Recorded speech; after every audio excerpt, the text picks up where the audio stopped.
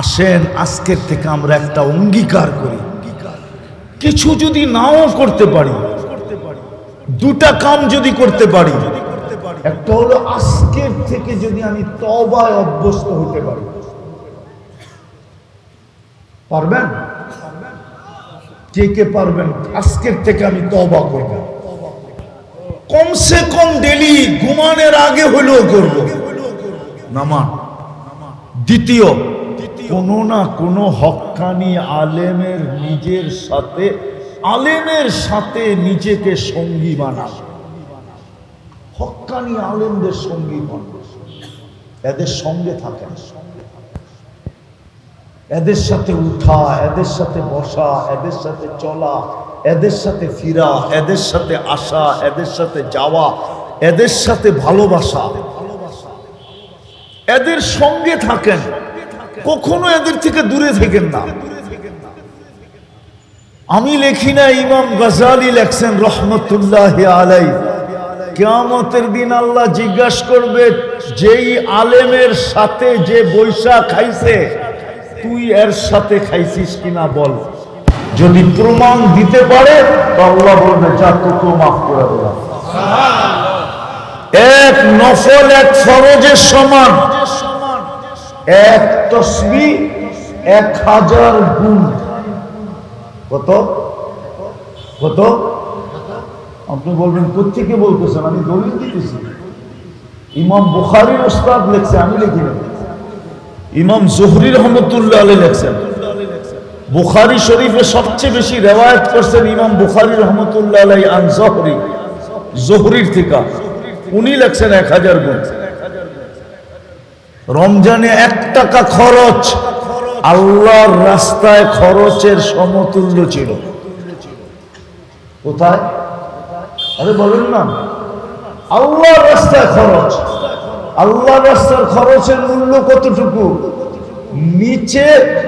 নিচে 7 লক্ষ, উপরে 49 কোটি। কত?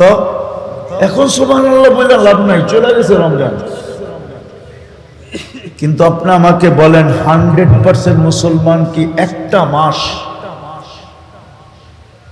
100% বেলকুচির মানুষ এই রমজান মাসটাকে যেমন পালন করার তেমন করছে? কয় পার্সেন্ট করছে? কয় পার্সেন্ট? আরে বলেন না, কত? আপনারা তো রমজানে খালি প্রোডাকশনে ছিলেন, ঠিক না? কি প্রোডাকশন মনে হয় বোঝেন না, ঠিক না? কি লুঙ্গি, থারি, শাড়ি, ঠিক না? 3 পিস, ঠিক না? কি তাত নিয়েই তো ব্যস্ত ছিলেন, ঠিক না? সত্য তো? একটা মাস যেটাকে 70 গুণ বাড়ায়া দিলেন, ফরজকে 70 গুণ করে দিলেন, নফলকে ফরজ বানায়া দিলেন, তসবিহকে 1000 গুণ করে দিলেন, 1 টাকা খরচকে আল্লাহর রাস্তার খরচ বানায়া দিলেন, এক রাত্রকে 83 বছর করে দিলেন। বলেন, একটা মাস যদি 100% মুসলমান করত, আপনি কি করে চান আল্লাহর কাছে সাহায্য? আবাবিল আসুক, কি করে চান বলেন? আপনারই তো বলতেছেন 5% মানুষ না, মাইনা নিলাম আমি 30% বেলকুচির মানুষ রমজান উদযাপন করছে করার মতো, কিন্তু 70% তো করে নাই। বাংলাদেশের 70% মানুষ করে নাই, শুধু 30% মানুষ করছে। 30% মানুষের দিকে দেখা আল্লাহ আবাবিল পাঠায় দিবে। হ্যাঁ, আকাশ থেকে ফেরেশতা আসবে। কি একটা সময় কি ছিল না? একজনের জন্য ফেরেশতা আসছে না? আসে নাই? আসে নাই? আসছে। প্রমাণ দিব। হায়াতু সাহাবা উঠান, ডাকাইতের হাতে পড়ে গেছে সাহাবী, বলছে মাল নিয়ে আনে, বলছে আমার নীতি না, আমার নীতি হলো মালও নিব জানও নিব, তোকে হত্যা করব। বলছে ঠিক আছে, 2 রাকাত পড়তে দে। কোরআনে এই লাশগুলো তোর মতো পড়ছিল কোরআনে। তো 2 রাকাত পড়তে যায় সালাম যখন ভয়ে ভয়ে ফিরাইতেছিলেন যে কত লম্বা করব, তো ডাইন দিকে ফিরাইতেই দেখেন এক সুদর্শন যুবক, চাঁদকে হার মানানোর মতো চেহারা, মুস্কি মুস্কি হাসতেছে। তো বাম দিকে ফিরায় বলতেছে তুমি কে? তো ফেরেশতা বলতেছে ওয়া রে ওয়া, ডাইকা আল্লাহ তুমি, আর তুমি জিজ্ঞেস করো তুমি কে?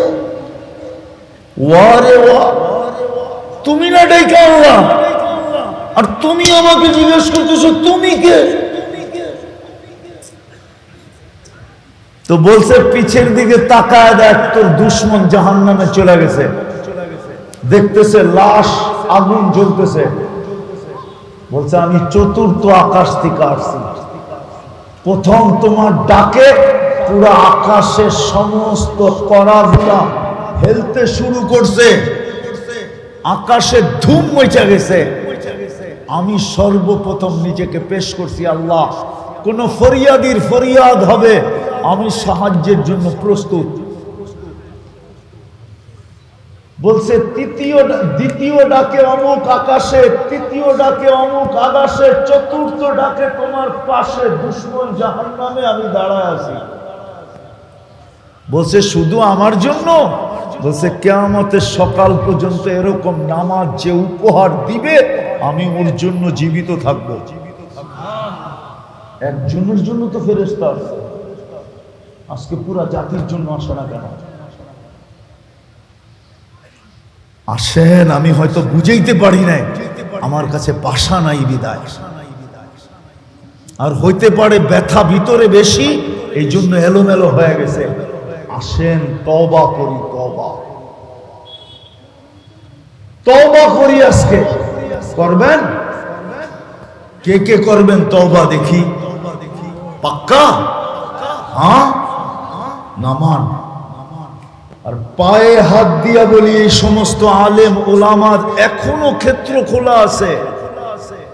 এখনো আলেমদের কোনো প্রয়োজন ছিল না ঈদের 2 দিন পরেই আপনাদেরকে একত্রিত করে সিরাত শুনানের কোনো প্রয়োজন ছিল না। এই আলেমদের কোনো প্রয়োজন ছিল না এই সংগঠনের, কিন্তু কাঁধে দায়িত্ব বিদায়, নাইলে কোনো প্রয়োজন ছিল না। আপনাদেরকে 5,000-6,000 টাকা বেতন নিয়ে ইমামতি করার কোনো দরকার ছিল না, বরং ব্যাংক চালাইলে 30,000 টাকা পাইত।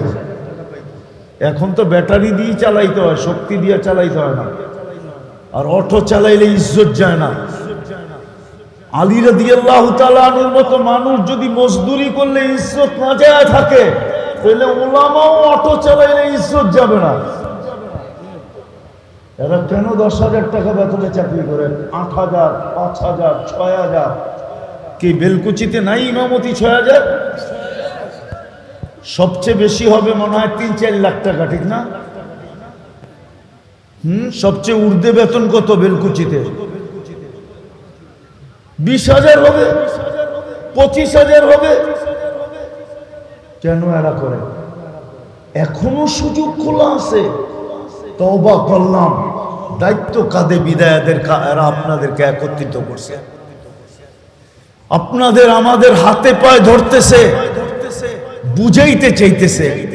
আসেন আজকের থেকে আমরা একটা অঙ্গীকার করি, কিছু যদি নাও করতে পারি, 2টা কাম যদি করতে পারি।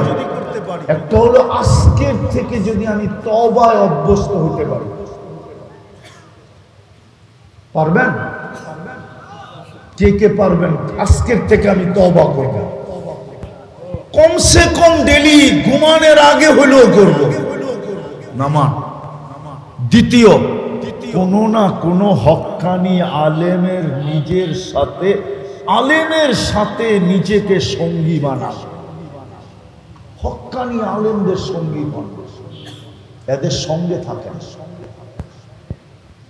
এদের সাথে উঠা, এদের সাথে বসা, এদের সাথে চলা, এদের সাথে ফিরা, এদের সাথে আসা, এদের সাথে যাওয়া, এদের সাথে ভালোবাসা,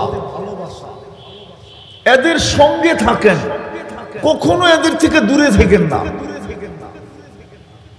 আমি লেখি না, ইমাম গাজালি লেখছেন রহমতুল্লাহ আলাই, কিয়ামতের দিন আল্লাহ জিজ্ঞাসা করবে, যেই আলেমের সাথে যে বৈশা খাইছে তুই এর সাথে খাইছিস কিনা বল। যদি প্রমাণ দিতে পারে তো আল্লাহ বলবে যা, তোকে মাফ করে দিলাম। আমি লিখি না, ইমাম গাজালি রহমতুল্লাহ লেখছেন। কথা এটা আমার না, ও আল্লাহ এই পর্যন্ত বলবে, আলেমদের সাথে যে বৈশা খাইতো তুই কোনদিন তার সাথে বৈশা খাইছিস কিনা এটা প্রমাণ দে আমাকে।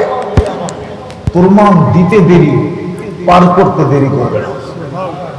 আলেমদের সাথে থাকে, নবীর আদর্শের দিকে ফিরে আসি, একটা সুন্নত হলো সঙ্গী বানাই, নাইলে এই হাদিস কোনোদিন আসতো না। আল্লাহ রসুল কনসিডার করতে করতে করতে করতে করতে এই জায়গায় এসে পড়ছেন, কেননা এর নিচে কোনো স্তর নাই, থাকলে মনে হয় আরো নিচে যেতেন। মান তামাসসাকা বিসুন্নতি ইনদা ফাসাদি উম্মতি ফালাহু আজরু মিয়াতি শাহীদ। একদিন আসবে, একটা আদর্শকে যদি ধরে তুমি কবর পর্যন্ত পৌঁছতে পারো তো আমি তোমাকে কবরে 100 শহীদের মালা নিয়ে স্বাগত জানাবো। যুবক, তোমাদের পায়ে হাত দিয়া বলি, আমি তোমাদেরকে একটা কথা বলবো, কমসে কম চুলটা নবী আদর্শে কাটো, কমসে কম একটা সুন্নাত যেটা তোমার জন্য সহজ হয়, আজকের থেকে অঙ্গীকার করো। নাইলে এতটুকুই করো যে আমি প্যান্টটা যখন পরবো তো ডাইন পাও আগে দিব, গেঞ্জিটা যখন পরবো তো ডাইন হাতটা আগে দিব, শার্টটা যখন পরবো তো ডাইন হাতটা আগে দিব, জুতাটা যখন পরবো তো ডাইন পাওটা আগে দিব, যখন খুলবো তো ডাইন থেকে শুরু করব, পরবো তো ডাইন থেকে শুরু করব। মা-বোনরাও যদি অঙ্গীকার করে যে আমি ঘরের কাজগুলা যখন শুরু করব তো ডাইন থেকে শুরু করব, কেননা ইন্নাল আল্লাহ রাসূল ইউহিব্বুত তায়াম্মুনা, ডাইনকে পছন্দ করতেন। এই সুন্নত যদি ধরে রাখতে পারি তাহলে ইতিহাস বলে ইতিহাস। সময় তো নাই হাতে, লম্বা, তারপর আধা ঘন্টা বেশি দিয়া ফেলছে। উচিত আমার টাইম ছিল 10:30 পর্যন্ত, এখন বাজতেছে 10:50। লম্বা দিয়া দিতে, ইতিহাসের পাতা উঠাইলে পাওয়া যাবে এক সুন্নতে সাহাবায়ে কেরাম জিতা গেছে। যুদ্ধের ময়দানে বিজয় লাভ করছেন শুধু এক দাঁতের মেসওয়াকের সুন্নত দিয়া, মেসওয়াকের সুন্নত। আজকেও ওই আল্লাহ আছে, ইনশাআল্লাহ আদর্শ বানাবো তো। আল্লাহ আমাদেরকে আমল করার তৌফিক দান করেন। ওমা আলাইনা ইল্লাল বালাগ।